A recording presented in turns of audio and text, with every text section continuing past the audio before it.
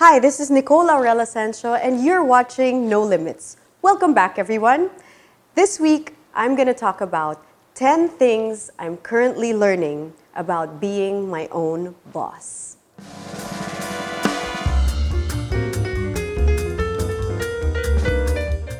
Now, before I begin, I recognize the fact that everybody has their own journey. So by no means am I claiming that I am a professional. I'm just sharing with you guys a little bit of what I've learned making the transition from having a regular day job to a part-time job to now being a full-time self-managed artist. So a little bit of background. I moved out from my parents' roof at 21. This is something that my mom, and I thank her every day for this, my mom Iwi, encouraged me to do. She wanted me to be independent at a young age and go out there and see what it was like to join the workforce. My first regular job was a 9-to-5er actually. So I have worked in an office. My job in that company was as a trainer, and I would work with about 20 to 25 students on average, work on improving their English diction, how to answer phone calls, how to sell product. My second job was I sold medical equipment. So I know that doesn't seem like something I do, but like I said, I moved out quite young in terms of Philippine standards. I had to do what I needed to do to make ends meet. So I lasted in this job for a couple years. I actually enjoyed it, but I knew deep inside that this was not exactly what I wanted to do with my career path. So I'm very grateful I had that experience because I got to open my doors to a lot of people and meet clients, but I wanted to kind of expand and explore what I wanted to do more. So of course, being in your early 20s, there's a lot of self-discovery going on. And to be honest, music wasn't the first thing on my mind. It was fun, I enjoyed it, I had many band friends, and I liked hanging out with them, I liked jamming with them. But I really honestly thought I was going to take a different path. Like I wanted to be a lawyer, I wanted to be a journalist, just something else. I worked in a restaurant also as marketing, and I was selling medical equipment. I was teaching on the side. So these were all things I did to kind of garner myself enough to make ends meet now that I was living alone outside of my parents' roof. Now don't get me wrong, I failed many times. I ran back home crying many times because I didn't know what I was doing at 21. And I love my parents for being so supportive and, teaching me the right things. But at the same time, it can be hard, and I totally understand that. So that's a little bit of background about where I was before I started becoming a full-time musician and the little job experiences I had and where I'm coming from. So like I said, I'm not an expert, but this is my experience. I hope I can share it with you because, if you happen to be in a similar boat, maybe we can trade ideas. So feel free to comment. Let's keep things respectful because that's how I believe we can help each other, by keeping the commenting respectful. The 4 circles of success in one's life. Now, I haven't reached all 4 circles, but this is something I aspire to reach, and this is something that I'm trying to work hard every day to get to. I thought about 4 circles. The biggest circle includes the people who know what they want to do with their lives. Some people spend all their lives trying to figure out what they want to do, what their purpose is. And that's part of our journey as human beings. So if you figured out what you want to do, what your calling is, consider yourself lucky because you're in that circle. So let's talk about the people in this circle number 1. They know what they want to do, but do they actually get to do it? Because a lot of people know exactly what they want to do, but they're not quite in the circumstance where they can do it. And this is where a lot of the frustration happens. You feel like giving up on your dreams. But, if you work on it hard enough, if you make time for it, you can be part of this inner circle that knows what they want to do and they actually get to do it. So if you're part of that circle, consider yourself very, very lucky. Now within that circle number 2, there's a smaller circle. They know what they want to do, they get to do it, and they get paid to do it. So this is a very small circle. If you are part of that small circle of people that knows what they want to do, they get to do it, and they get paid to do it, you got it made. You are a very, very lucky person. Within that 3rd circle, there is a 4th circle, a very, very tiny circle that one day I aspire to be in. These are the people who know what they want to do, they get to do it, they get paid to do it, and they are now in a position to pay it forward and help others do it too. So I think if you are your own boss, this is the goal. This is that innermost circle, that fourth circle, where you are in a position to help others, is where you want to be. That's where I want to be. I don't know if you guys agree with me or not, but it's just a little concept I felt like sharing with you. And now I'm going to share with you 10 things I learned, maybe the hard way, about being an independent, self-managed artist. The first thing that I learned about being a self-managed independent artist is to evaluate where I am. Is it really so bad? Do I really have a reason to complain? Because a lot of people I talk, they vent about their job stress, they're so tired of their job, they hate their boss, they don't like going to work every day. And these are natural things that I believe in any industry you will encounter. You throw in the towel and say, I quit, I want to be fully independent, I want to start my own business. Maybe these things are worth thinking about. Again, I'm just sharing based on my own experience.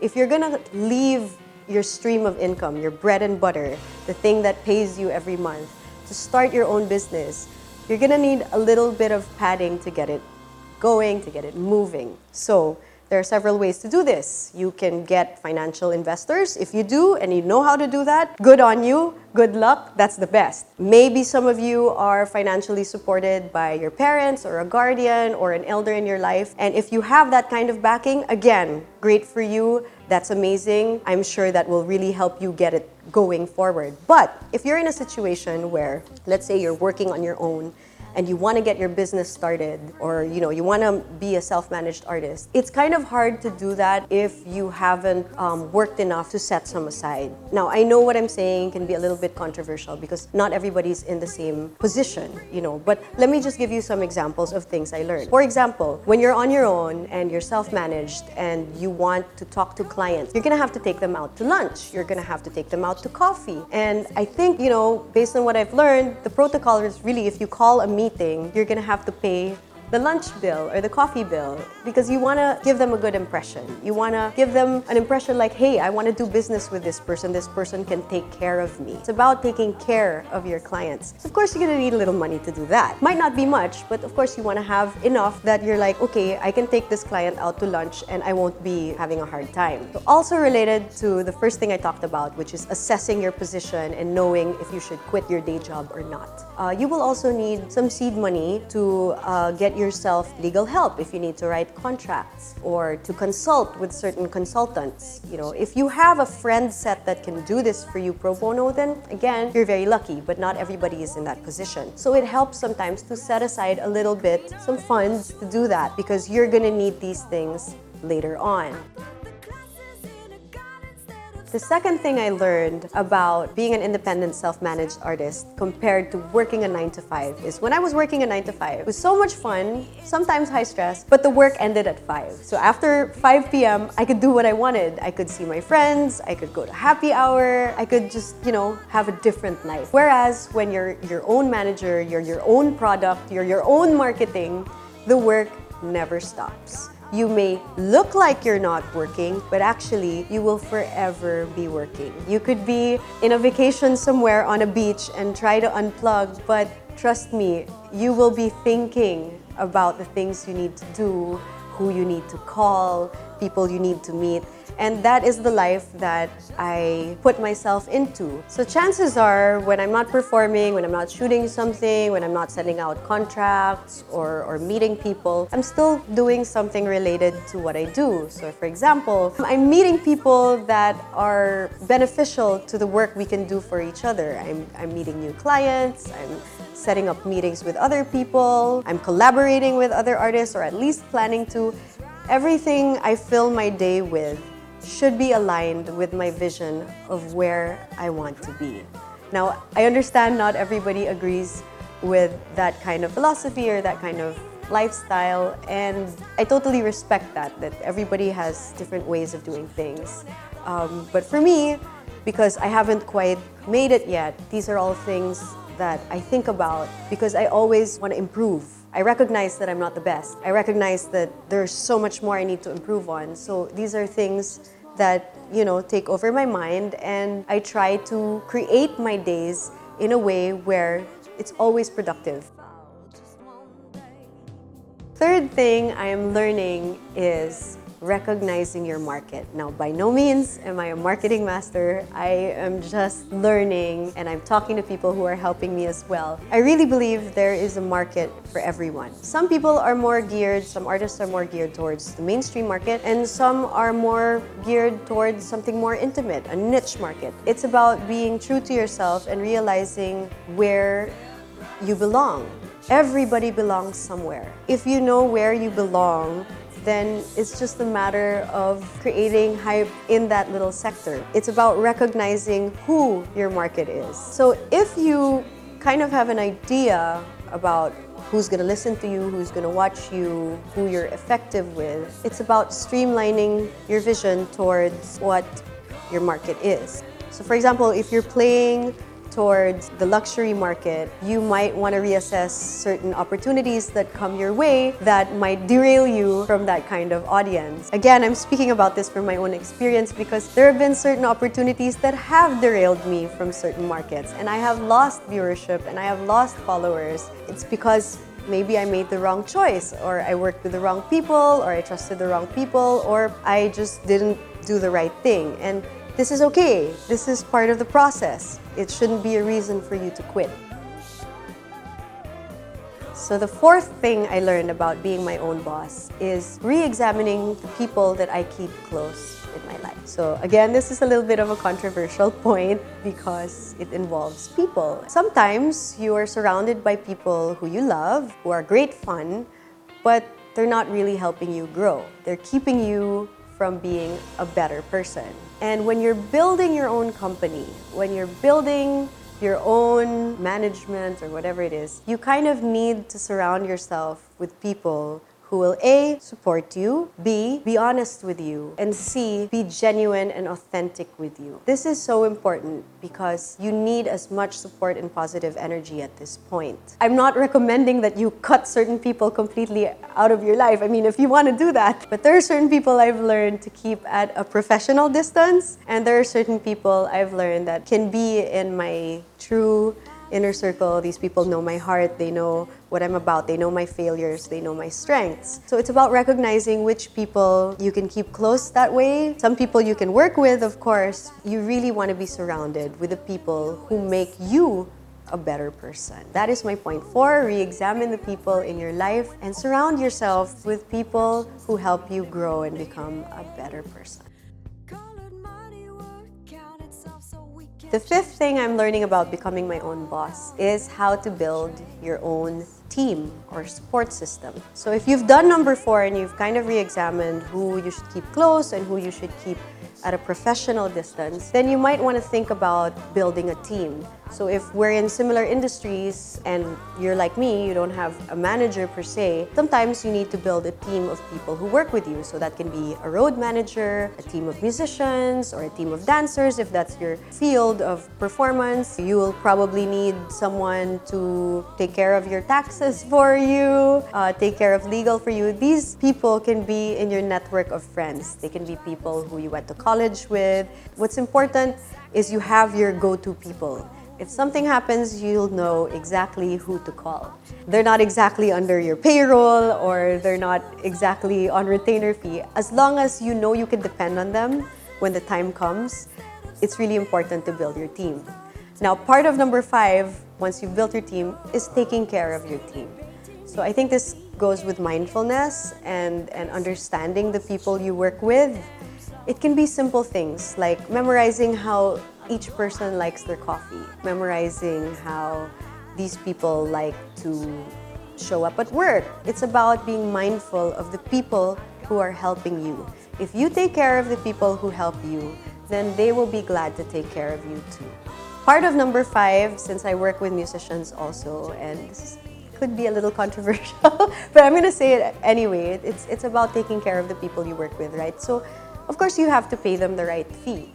Everybody has different rates, everybody has different fees, and the best thing to do really would be to ask them how much this could be and come to an agreement. It's so important to do that because as an independent, self-managed person, your reputation is on the line. And of course, you don't want to be that person who, didn't take care of their team. Part of number 5 is building a team, taking care of your team, and paying them, feeding them, giving them the things they need in order to put out the best work they can with you. The sixth thing I learned about being my own boss is paperwork. So if you're in the same industry as me, I highly recommend getting an official receipt. If you haven't already done that, you may want to consult with an accountant or someone who can help you with the BIR to legitimize your business. Because the more you get into it, the more you're gonna get gigs that will require, number one, an OR for you. And of course, you're gonna have to pay your taxes as law-abiding citizens. I highly advise that if you're gonna do your own thing and be your own entity, your own company, that you register yourself. You know, you can of course consult with people that will recommend the best kind of setup for you. If you want to do a corporation, a sole proprietorship, that really depends on what situation you're in. So you might want to ask people for advice because of course it's important to legitimize your business. And I think personally it also looks good to your clients when they know that you're sorted out with your paperwork.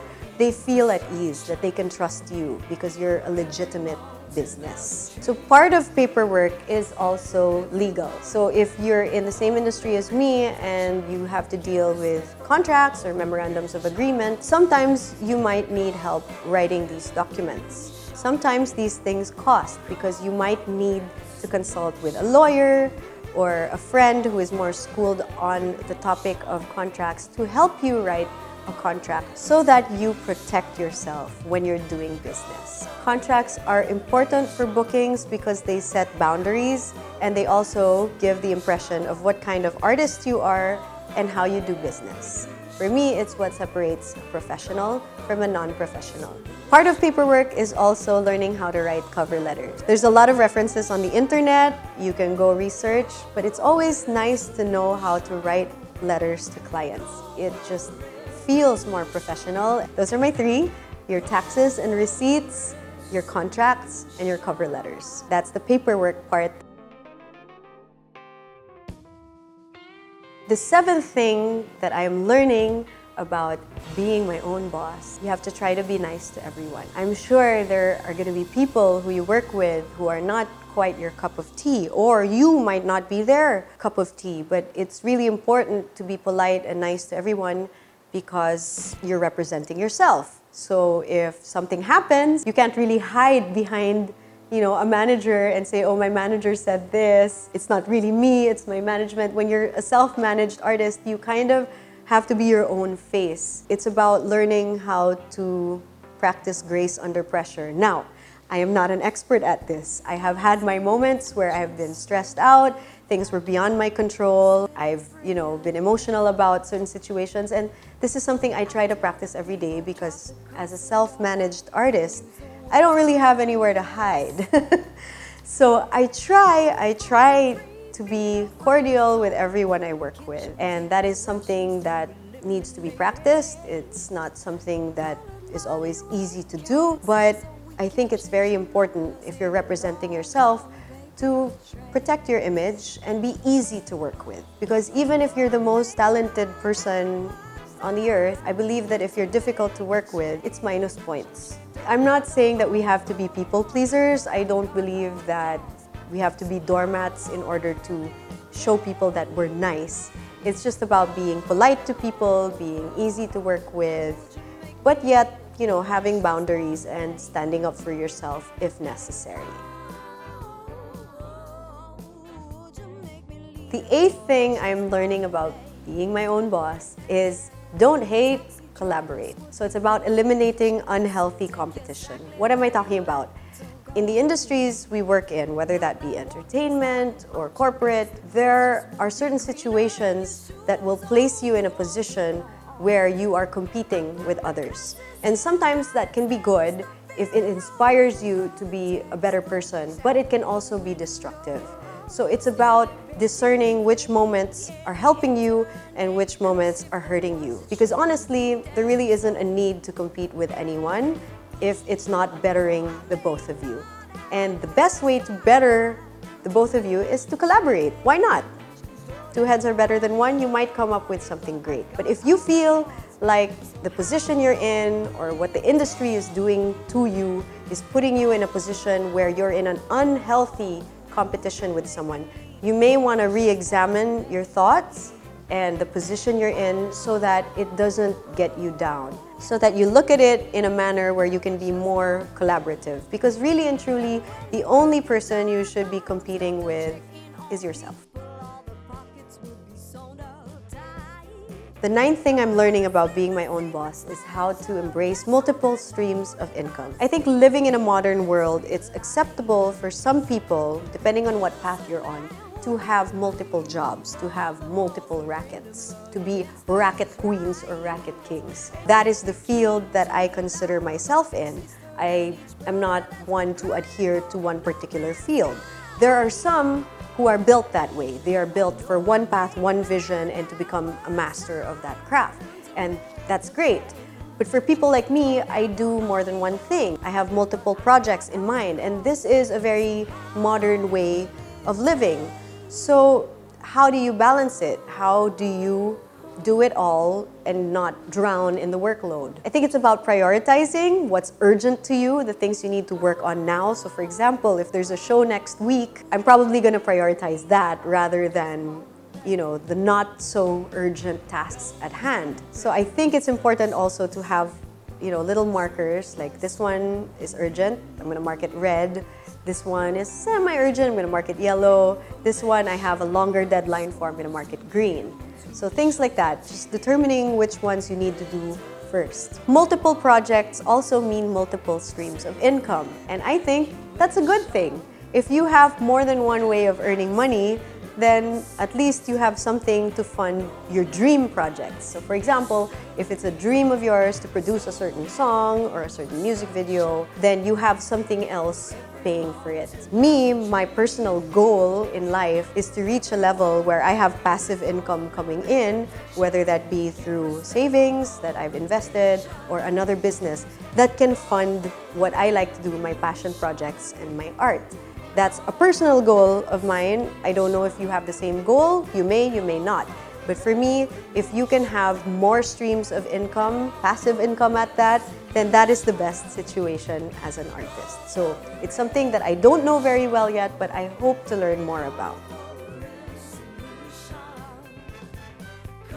And to close this video, the last thing I'm going to talk about, my number 10, and possibly the most important thing I am learning about being my own boss, is to be grateful and to show appreciation for the people who helped you when you had nothing. It's so important to have a good relationship with the people who gave you a little boost when you were starting out in your career. These people gave their time, their energy, sometimes their money, their attention, and their love into building the person that you are today. And it's so important to keep them top of mind when you do achieve these little successes.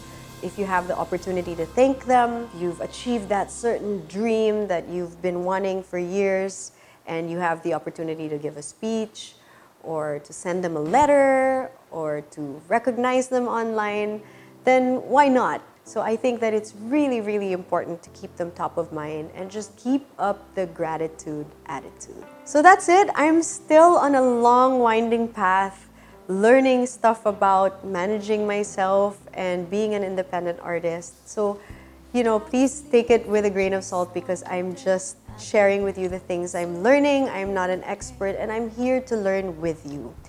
So if you guys are in a similar boat or you want to be in a similar boat, I hope somehow that the things I've shared can help you in one way or another. And if you feel like sharing tips and tricks with me too, you are welcome to do so in the comments section. I wish you all the very best of life in whatever path you're on. I wish you all good energy. I wish you all success. Thank you so much for tuning in to this week's episode of No Limits. Please don't forget to subscribe and hit the notification bell. I have new content for you every Friday at 12 noon. I'll see you guys around. Good luck being your own boss.